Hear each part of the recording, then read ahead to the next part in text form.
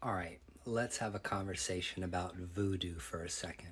Because I've already had a white Dominican person jump on that video and say, not everybody has Loa. We need to go over the basics of voodoo as it's practiced in the diaspora in the Western Hemisphere, real quick, and also talk about Africa. The word voodoo means spirit, and a voodooizant is someone who serves the spirit. And let's debunk some misinformation about Haitian voodoo. Haitian voodoo doesn't just work with Haitian spirits. It doesn't just work with African spirits or indigenous spirits. It also works with European spirits. I tell you, if you're initiated a Mambo Asagwe or a Ungan Asagwe, you have the license to call any spirit you want, any angel, any demon, any primordial, any infernal, because you are a priest of voodoo, a priest of the spirit, a representative of the spiritual world. And these are fraternities, these are organizations you join. Palo Mayombe, again, is a combination of African, indigenous, and European practices. It is a cult. And these occult systems will teach you how to call spirits of the dead, how to work with spirits of nature, how to work with divinity. They are formulas based on tried and true methods of spiritism that has been practiced for thousands and thousands and thousands of years in Africa. And there are many different traditions of voodoo. There isn't just one tradition of voodoo. There's many traditions. And there's not only one way to get initiated in it either. There are several different initiation processes that people can go through. Because this stuff is not a uniform across the board practice.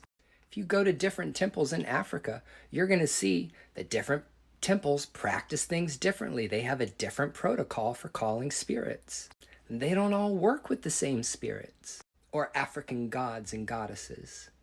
And once again, this is an initiation-based practice. Now, if you are a part of some temple that practices voodoo, that has closed its doors to anyone who is not Dominican or not Haitian, then that is the decision that the founders of that tradition decided. But when you initiate into a tradition, you are going to make a pact with the spirits of that tradition. You become connected to these spirits because you make a pact with them. So even if you don't have them in your bloodline, they become your spiritual ancestors. It's your spiritual lineage. So what I see is I see people that practice voodoo or say that they practice voodoo, and they have determined that the way they practice voodoo is the only way it's practiced, and it's just not true. It's not true because I've motherfucking seen it with my own eyes.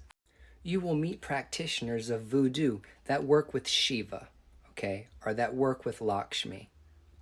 In Africa, you will meet Haitian practitioners of voodoo in this country that work with Hecate or with Bridget, because there is no ethnic boundaries on spirit. Spirit does whatever it wants. So if you happen to be in a tradition of voodoo that only allows a certain demographic of people to be in it, that's great for you that you're able to be in that club. But that's not how everybody practices. When I was looking for someone who would initiate me into Oshun, okay, I contacted a Babalao and an Oshun priest that lived in New York City, and I told him straight up, I'm looking for initiation, and I'm also white. Do you work with white people? And he said, thanks for asking. No, I don't initiate white people. I don't work with white people.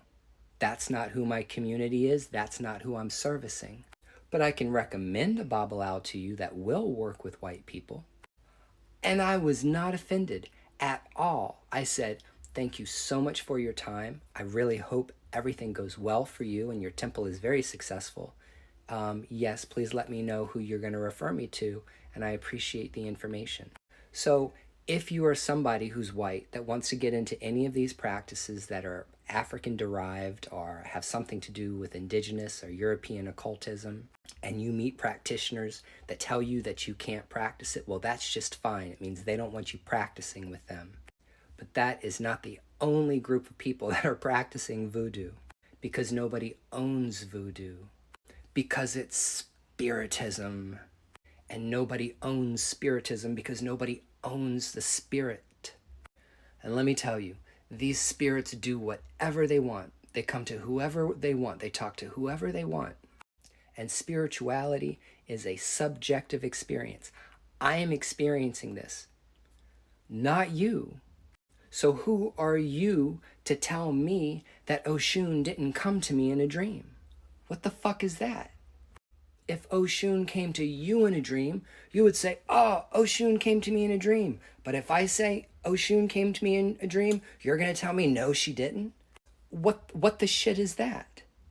These games about who can and cannot practice things are conversations that are secular. They go in circles. They go nowhere. They are just talking points. And instead of coming around trying to police what everybody's doing and trying to force everybody to believe what you believe, why don't you go take care of your own motherfucking ancestors? Take care of your own motherfucking spirits. Don't you have an altar that needs to be cleaned or something? Don't you have some ancestor that needs a shot of rum? Go service your spirits and leave everybody the fuck alone. Because not everybody practices the same way. Not in Africa, not in the diaspora. And you will find your tribe. And when you find a spiritual house or a temple, and you get initiated into that temple or into that fraternity, you have committed yourself to life, because you have created a pact with the ancestors of that tradition. It's like being a Freemason. Once you're a Freemason, you're always a Freemason. So this has been a motherfucking service announcement. Nyoke, bye.